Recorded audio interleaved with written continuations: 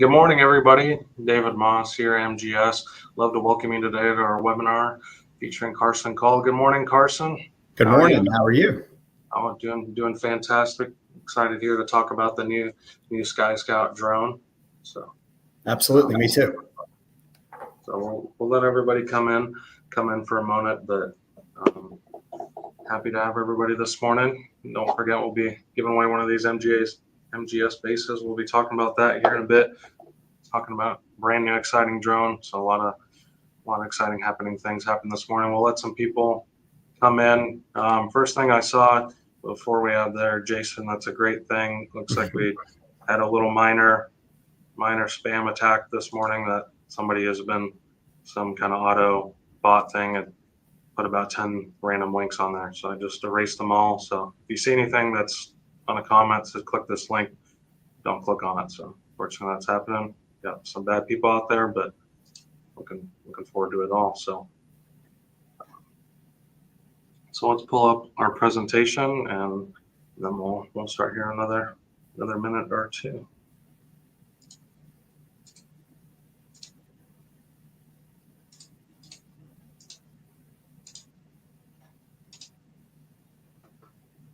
So let things rolling, and then Karson take the wheel, and we'll have a ton of fun here on the SkyScout. And everybody always love to hear where you guys are coming from. So if you want to comment here in the comment section, tell us where you're from. Always love to hear some exciting places. Last time we got people all 6 continents across the world. So wow, nice. Hopefully we get the same response. We've got pretty overwhelming turnout. So we crossed the 1,200 sign up mark today. So pretty excited on that. Hope a lot of you show up this morning. So, but Karson, take the wheel. Let's hear a little bit about WISPR before we go into the rest. Great, and I appreciate it, David. So WISPR was founded in 2017. The corporate office is located in Batesville, Mississippi, with manufacturing in Corinth, Mississippi, as well as shipping and receiving R&D in Nesbitt, Mississippi. Our specialization is full turnkey solutions. That's why we say we're WISPR systems, not necessarily just WISPR itself. Main industries are surveying, mapping, and inspection.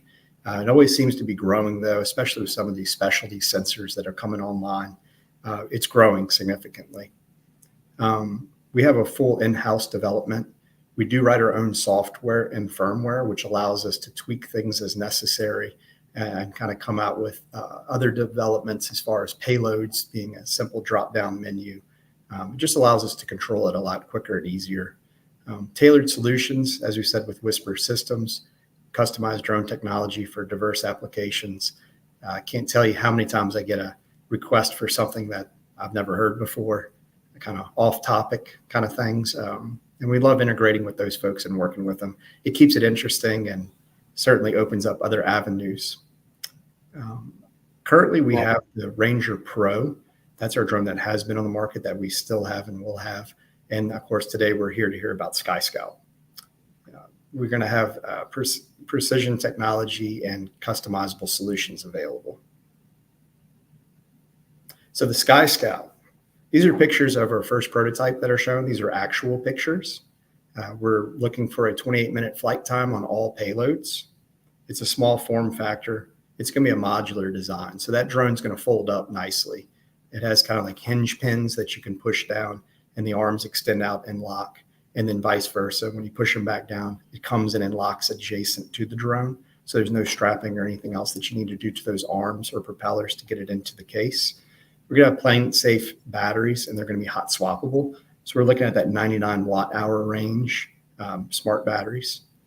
No external wires. We'll have our own system of mounting, and that way we don't have anything that we need to run from the camera system up to the drone. Rugged and reliable. We'll have a case. It's going to be a hard case with optional shoulder straps for portability. Collision avoidance will be done by a LiDAR system in the front and the rear of the camera. There'll be a slide later, a little bit to talk more about LiDAR. Our chipset will be U-Block's the F9P GNSS chip for centimeter accuracy. That's going to be a HERE-4 antenna. We will have PPK and RTK geotagging abilities. So therefore, when you're talking about a photogrammetry payload, if you're not receiving RTK corrections, they're still going to be georeference to the location of the drone automatically. It will not be something that you need to do at the end of your flight. If you're running RTK, of course, you'll have those corrections that are built into the metadata on the photo itself. We believe we have the best payload stack on the market, and you'll see why in the coming slides. We will have swappable payloads on this small drone. So once again, going back to the main cores of mapping and inspection and public safety, we'll also have these payloads backwards compatible with our first drone, which is the Ranger Pro. So we're giving away one of these MGS-based cooler stations. Works on the GeoNet network. So if you want to enter, we'll let some more people come in. You can scan the QR code or go to the link right there, flowpage.com/SkyScout raffle. So fantastic new unit, full constellation. You can get an annual license to the entire network. You don't have to set up a base for just $400. There's bases in all 50 states, more growing by the day. There's 3,600 in the world. And Karson, you're actually the first person again to set one up. So thank you very much. Thank you for the opportunity. But we'll let people set it up here for a moment. You can scan that, do that, and we'll do a live drawing here at the end. Yeah, I did want to comment on the base. Simple to set up, and it's also Wi-Fi enabled. So you're not having to run Ethernet to the receiver itself. So it's just the antenna that you're bringing into the unit that David had showed up earlier. Makes it even easier. Nice and simple. And for every SkyScout, if you end up purchasing on MGS, so included with that, so you can unlock the PPK and the RTK for any of your project photogrammetry, LiDAR, or anything that you may be doing. So, but again, scan the code, put that in. We'll let you do that. So collect some names here in a minute. We'll draw it on the end. We'll open it up to questions. What Carson's have before, and then I'll do the back end. So again, flowpage.com/SkyScout raffle. Scan the QR code. There'll be the QR code again at the end, but we can continue on. And good luck to everybody. So most of the common questions we get are, what are the size of this drone? Where does it compare to some of the others that are on the market? So I put together here a couple of comparisons as far as length, width, and height for y'all to see. A couple of notes on there. The dimensions that we have, that's where we are currently. And once we have our second prototype, we'll be able to home in exactly on our dimensions. So I do have a little asterisk there. I don't have the dimensions of the case just yet. So if a question comes up later, it's just something that I frankly don't know just yet. But otherwise, we kind of made a little comparison chart there for you so that you can see the size of this drone. It fits kind of in between, we're getting into that DJI M330 size. But once again, it is compact. It does fold up. It does go away into a case that will be able to put on your back. The controller options that we have for this particular drone, it's going to come standard with the HereLink Black. Of course, you do have that option to go to the HereLink Blue. If you're not familiar with HereLink controllers, I pulled some of the specifications of it. It's a low latency, 110 milliseconds, transmission rate up to 20 kilometers. Of course, that's dependent on your ceiling noise that you have in the area. Supports multiple video formats, 8-core high-performance processor. It's built into both the air unit and the controller itself. It does have 5 gig network connectivity, and it's 2.4 communication to the drone. So that 2.4 is both video as well as controls themselves to the drone. So if you're familiar with our software, we run WISPR ground control, and WISPR ground control is going to have a new look come next year. So it's going to have the same features. We're just trying to make things a little more friendly and kind of flows a little bit better, whether you're doing a LiDAR or a photogrammetric mission. So what I wanted to do here was show you a screen of what that's going to look like. So if you're unfamiliar with our existing WISPR ground control software, doesn't matter as much to you. What I would like to point out to you, if you do not know the existing, is take a look at the buttons and see that it's transparent and that you're able to see a full screen view of that camera system while you're planning or adjusting your mission. So up on the screen right now is just a typical mapping mission. The WISPR ground control itself will still have the mapping missions, of course, the corridor scans, We'll have structure scan and bridge scan. So the bridge scan is where we're able to strife across and have that photo take at a certain interval automatically. So it's going to be as simple as just pressing where you want to fly to on the controller. Here's another view. This is going to be of your photogrammetric payload selection. So you're going to have controls over the camera directly on the right side, and at the same time maintaining that entire screen field of view. So I'm really excited to see this and use it in action. Our next screen here, this is of the LiDAR planning. So you're going to notice that we have the points per meter squared, your total points collected, as well as how your calibration available to you directly on the screen. And once again, it's transparent, so you can use the entire screen field of view.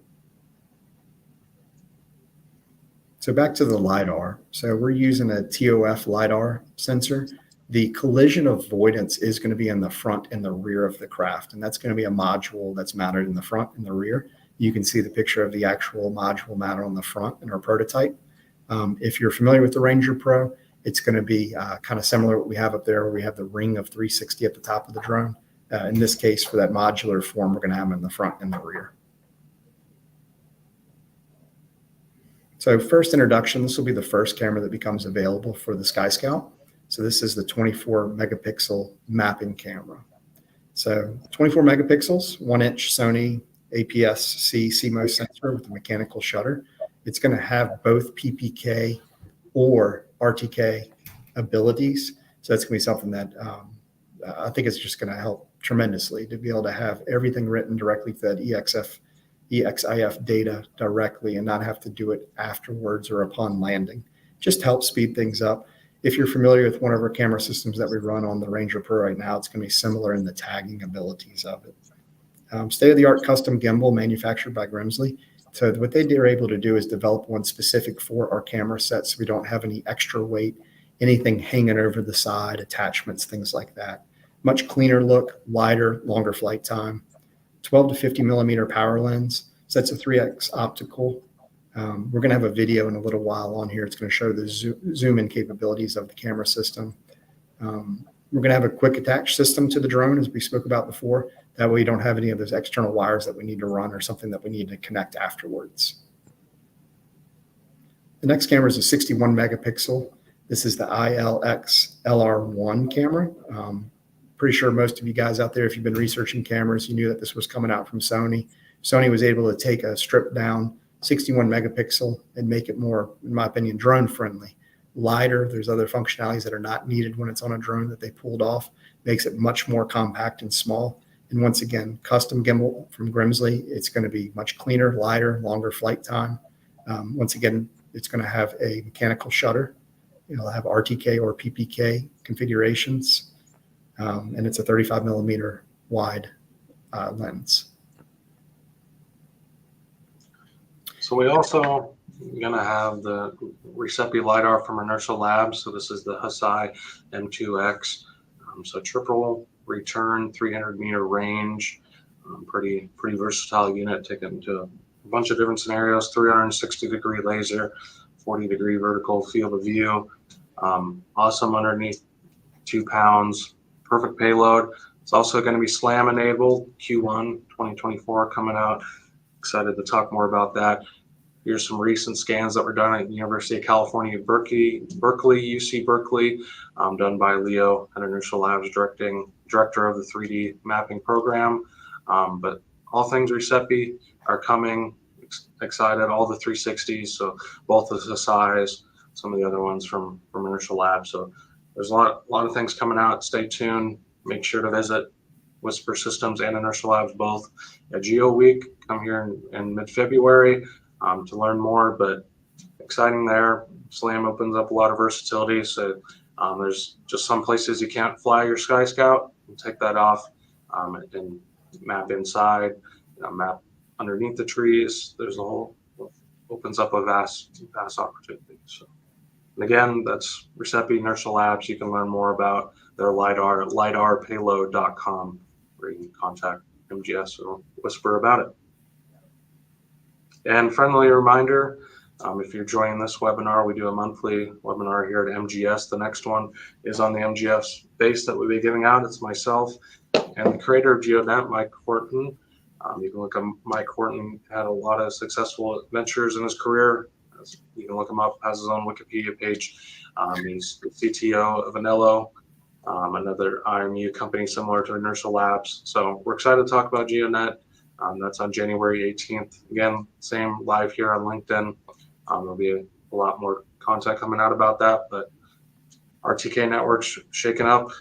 This is a new cool way to go about that. So looking forward to talking about that. Again, that's myself and Mike Horton with GeoNet. That's us two in the middle, and look forward to seeing you here in late January.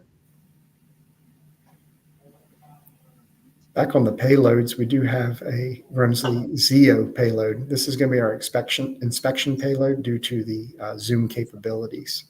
So it has a CMOS sensor as well. It's 8.5 megapixels, 20x optical, and 12x digital zoom. Coming in at 1.06 pounds, very light, be able to have a longer endurance life on the battery, SD card recording, and once again, it's going to be on that custom gimbal, nothing extra shown. All clean, quick attach system to the drone, no external cables or wiring required. Getting into the public safety payloads, there's two. One is going to be this Grimsley VO G1, and this is going to be comparable to the next one in the sense that all the specifications match except for the thermal camera. And we'll see that, of course, on the next slide here. But this guy has an RGB camera that's capable of 20x optical, 12x digital for a combined 240x. That's what I'm really excited about. That's the first one that I've seen that boasts higher specifications than, let's say, an H20T or an M30T. That 240 combined zoom is going to be just incredible. The thermal camera on here is a 640 by 512 at 30 hertz. 13 millimeter lens, 1 to 8x zoom on the thermal camera. It will have a laser rangefinder for the thermal tuning. That's quite important to get that distance to the object recorded such that you can do your thermal tuning afterwards. And of course, back to Grimsley with the state-of-the-art gimbal quick attach system to the drone. So going to the Grimsley VO F1 inspection payload, this is going to have that FLIR Boson 640 radiometric thermal camera in there. So same specifications all the way around except for the thermal camera. And you can see underneath the thermal camera itself, that 640 by 512 at 60 hertz, whereas the previous one was at 30 hertz. So you have those two different options available to you. Otherwise, we're falling into the same category. We're going to have that laser rangefinder. We'll be able to do the thermal tuning afterwards. And of course, we're running on the Grimsley gimbal. And that way we have no extra pieces, parts, light, and kind of enhance our duration of flight time. Our initial testing and data capture, we first used the Sony 61 megapixel. So at 400 foot, we were able to achieve a GSD of 3 centimeters. And this was flying at 10 meters a second, 70% front and 70% side overlaps. At 300 foot, we were able to achieve 2 centimeter GSD. And for those that don't know what GSD stands for, it's ground sampling distance. An easy way to think of it is the distance between two pixels, so the center of one pixel to the center of the other. And that 300 foot flight height was also done at 10 meters a second, 70 front and 70 front laps. So we're very excited about that. Here we have a video that we're going to play for you. This is a video of a 3D model that was captured with the 61 megapixel Sony. So I'd like you all to take a look at it. And while we're looking at this, keep in mind, how many photos do you think it took to make this model? This is the corporate office. We're on the second floor. So this is in Batesville, Mississippi. And this was done with that camera system, one of our first tests actually, and processed with GNSS Labs. So let's look at this guy. So we have detail of the structure. We have all the other pieces and parts on the top, and then look at the bottom. Even the curb, the vertical curb on the barrier curb in the parking stall is shown. I can even see the spare tire on that Wrangler on the side, and of course the security camera off to the side of the building. So this entire model was done with 2 loops and a total of 35 photos. Very quick. And that was using structure scan.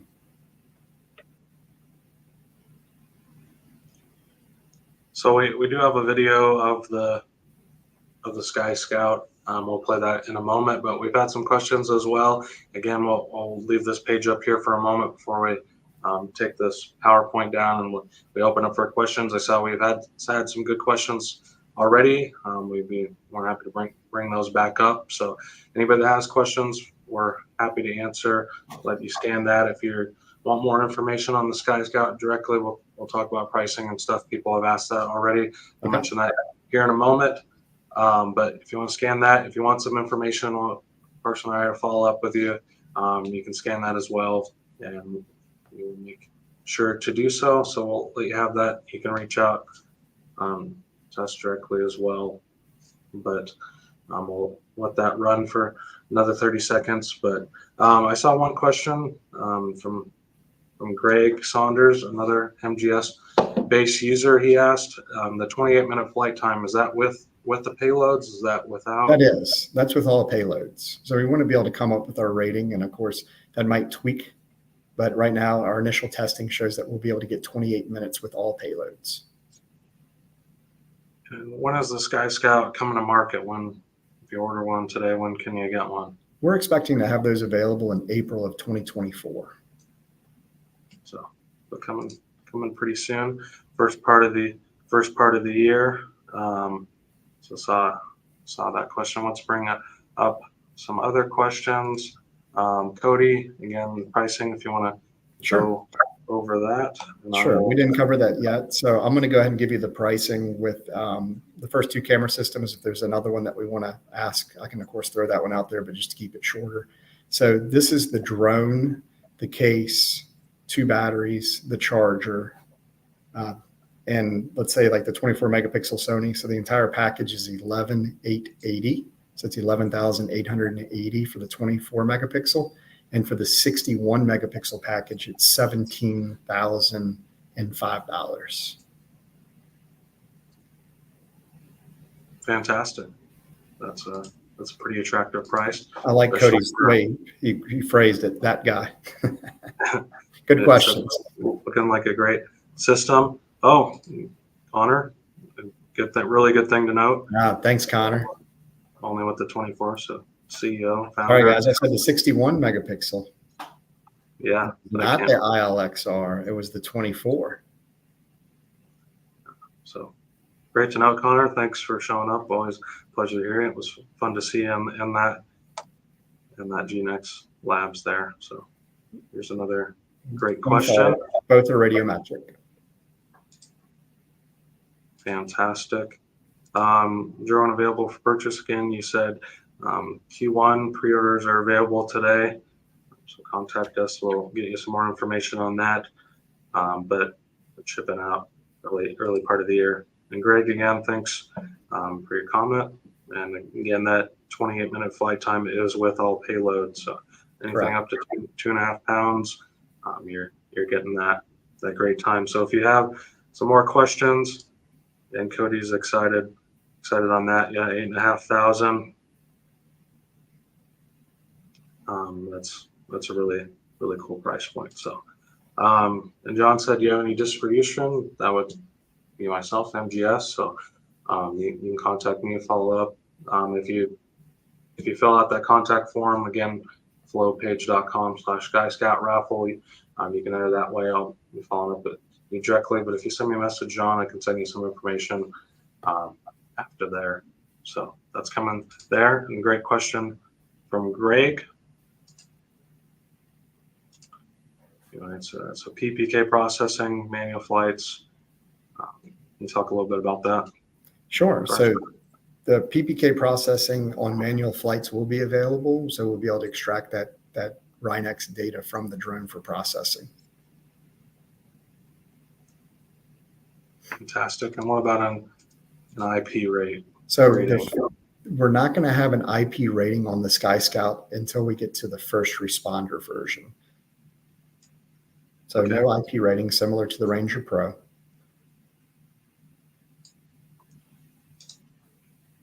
Perfect. And let's see what else we have. Acreage, in case is on. That's a great Maybe question. Talk about the LiDAR and photogrammetry. So I do not, but Paul, if you want to put your contact information in there, I'll get you some information from some of our initial tests. I just don't have that front and center to me, so I'd have to dig. You know what it is on the Ranger offhand? And then maybe Only for LiDAR payloads. So, okay, well, we'll get that. And then it's going to be very similar. So it's 2 battery systems, and that allows to pull one battery off, slide in the new one, pull the other older one off, put in the new one. So very similar to like an M300 or M30T. perfect. Any other controller options other than the ear links? We are working on our own. I don't have any other information that I can provide at this time on that, nor a date. But it's something we're considering and working on. And Connor, another great thing, he's saying IP45 on the SkyScout. And then so the blue NDAA, how does it work in the WISPR Sure. system? So we've begun our process. So now to be on the blue list, you need to be asked to become on the blue list by a government entity. So we're NDAA compliant. We've begun our green list evaluation. So the federal government's no longer running these lists. They have AUVSI running the lists. So now you can apply for the green list at any time. It's not once a year. We've begun the process. Part of the process is a deep investigation into how you communicate and how your computers are set up and your network and your emails. So that's the part that we're working on right now to become more secure. Someone like myself that's remote from Batesville becomes a little more tricky because now it becomes home office has to be a very high level of security. So we are working towards that. I can't tell you a forecasted time or date at this time, but that is something on the horizon and something we're striving to.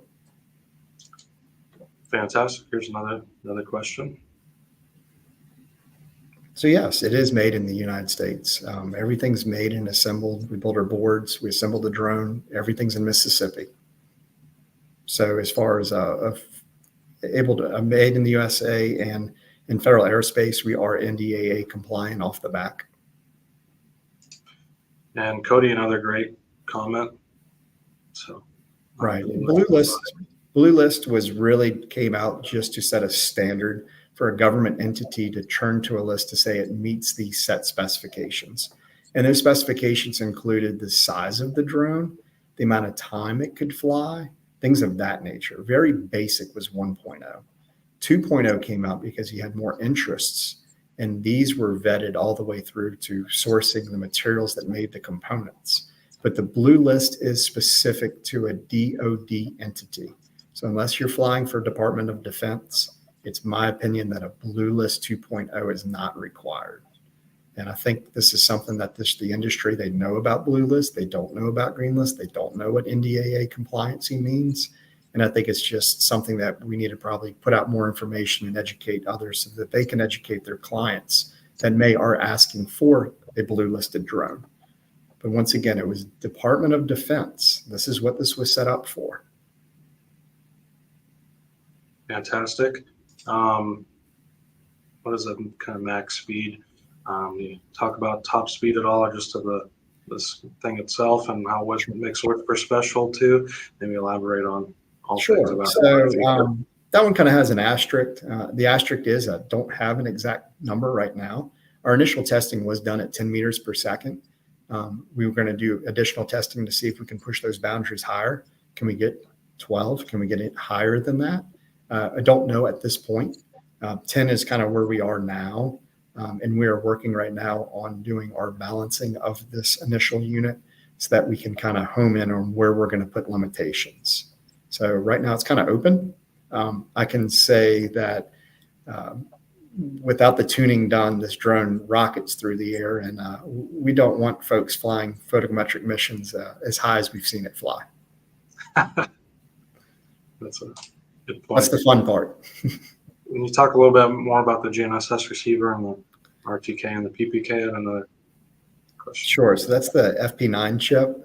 So that's a HERE 4 antenna. So it's all constellation. For those users that need to get L1, L2, we are going to have an option for that. But the HERE 4 does L1, L5. So L5, when it came to the market for folks that have base and rover out in the field, it kind of was a game changer. You're able to pick up some of those signals through some of the vegetated areas. Not that you're trying to survey directly underneath the tree, but most of the time we don't have 10 degrees clear to the horizon. So if there's a tree in the way and you're getting L5, you're going to start noticing on some of those newer units that you're picking up into the 30s, sometimes 36, 38 satellites. So we find that that's going to be a better application right out the gate. But there's some discussions going on in the background. There's certain reasons why someone would want a GPS L1, L2 combination versus an L1, L5, and we'll be able to achieve either or. And another great comment, Jason. I appreciate your participation today. Said kind of 3 levels. That's funny. So kind of funny. So a great question a great comment from Ted. That's awesome to hear. Yeah, $8,500, fantastic price. Can't beat it. It's going to be a special pistol drone. And again, this drone is available pre-order today, shipping in April. So all the payloads should be ready by then too as well. So you can contact us. You can leave your information here. You can follow up with us directly.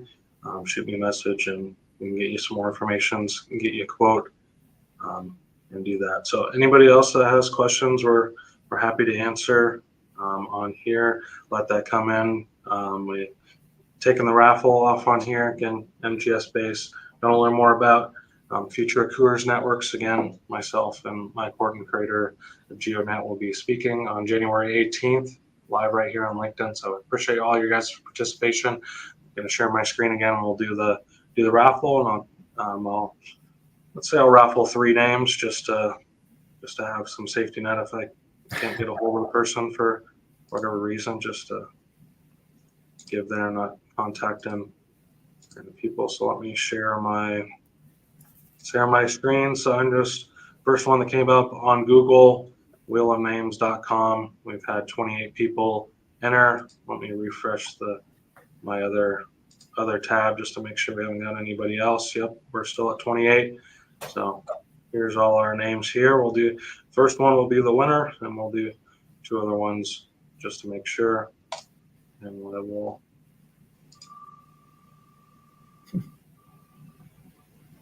it's kind of fun.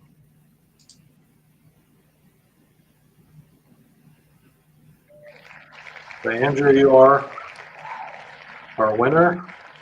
I'll make sure to follow up with you directly, and just for time's sake, we'll roll just one more as a backup. But again, Andrew, congratulations, fantastic, and looks like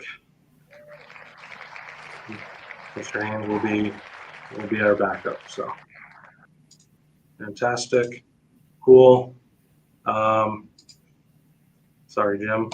You didn't win, but so if anybody else has any questions, we have another 20 minutes or so for questions, but all pretty exciting, from small form factor, folding up, super flat.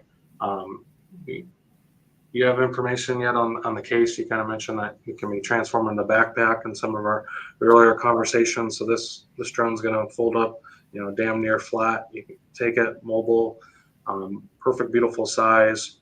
You're still getting close to a half-hour flight time. There's a lot of versatility that's going to come from this system, and going to be a lot easier to set up as well. So, great comment from Brett. Love you, Brett. Great comment. And Brett with GNX. So made that awesome deal again with that photo. We did just 35 photos, so pretty cool what they're doing. Make sure to do that. If we have some more questions, let me look. We're on here. I'll pull it up on my phone to make sure that the software is not missing any, but we're happy to answer anything about it. And coming out here real soon. Contact in there. Is the dimensions that was folded or unfolded? Maybe just recap the dimensions compared to other things. Sure. We had another questions about that. So on that chart itself for ours, that was, I did not put it. Okay. I thought I did have it in there. So the entire length is the drone assembled. So the length, width, and height. The height is of the drone. The length is fully assembled. And then the dimension, the diagonal was with the props open. So that was 30.8 inches diagonal, but that's the props fully extended. Otherwise, just recapping that slide, length 26.5, width 14, height 5 inches. So yeah, there's the dimensions. And the weight is with 2 batteries. So pretty damn tractor weight on there, just about half of the Ranger, and that's a pretty light system, all carbon fiber itself. So we had some congratulations, some other nice things. We had a comment about ordering in Canada. Somebody asking about that. What would be your recommendation on that person? Just reach out to you guys directly. If you would, and we'll get you some more information. And another question that was earlier, I think that was, what about software options? Do you have any kind of native support on photogrammetry, LiDAR? What are some of kind of your recommended? Sure, the photogrammetry can be processed with what we know of today. Modeling, of course, we did that previous model we showed you with GNSS Labs.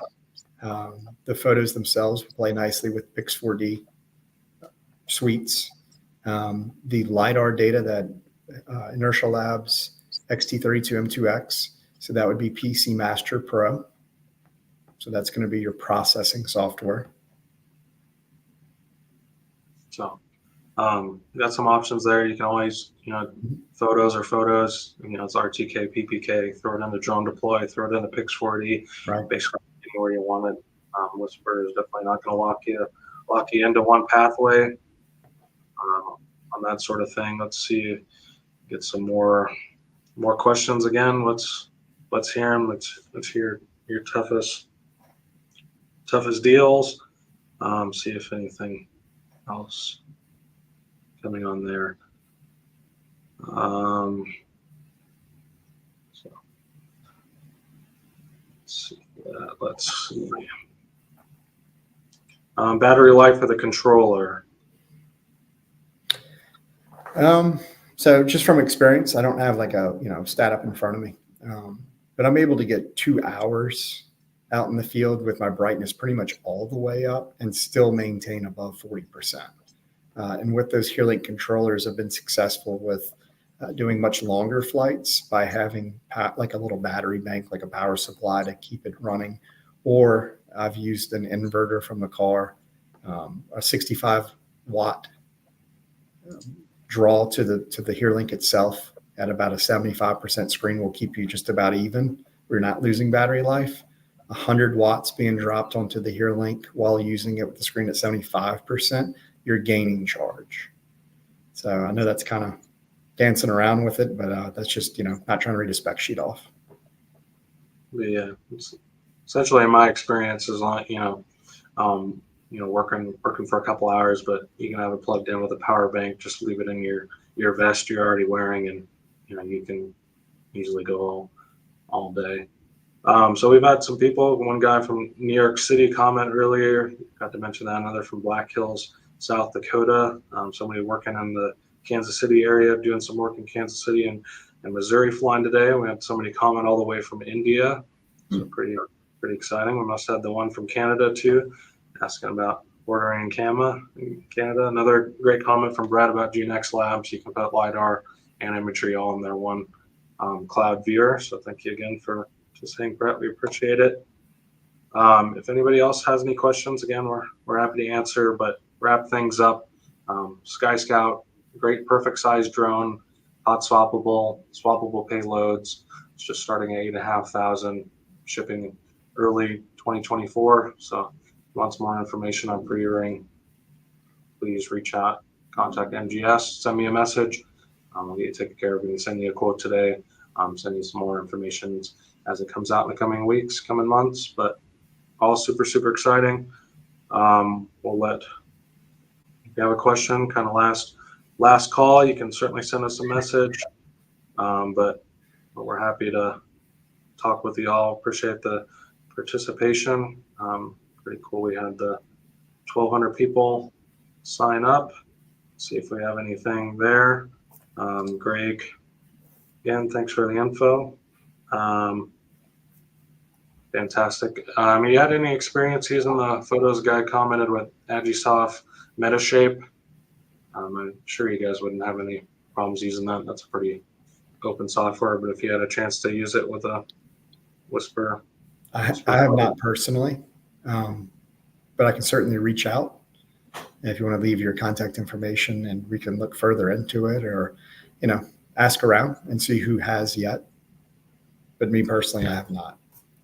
But I wouldn't anticipate there being any issues there. So again, one last thing, friendly reminder that January 18th, talking about this little guy here, MGS base, future cruise stations, new global network coming on the market, annual license just $399. The station's already in all 50 states. You can add a station yourself in anywhere that you want for just $700, full constellation, 1408 channel receiver. So pretty exciting. But again, WISPR SkyScout, pretty damn cool little drone coming to the market. Q1, exciting, 28 minutes of payload. Thank you, Karson, for helping out this morning. I really appreciate it. Thank you, David. Appreciate it. Wonderful time today at your training in Alabama, from all across. So very exciting, awesome work. It's going to take a huge step forward in the industry in a lot of ways. This is awesome thing to say. Collision avoidance again, PPK, R2K. There's a lot of cool things. So looking forward to get my hands on one, test it out, but and keep in mind. And I think, did we end up playing the video? I don't think I ever played the video. So let's end on that. Be a good note to end on. Let me take the comment down. If you have any questions, again, reach out, send me a message directly. You may call 602-762-3990. Put that up there in the chat one moment.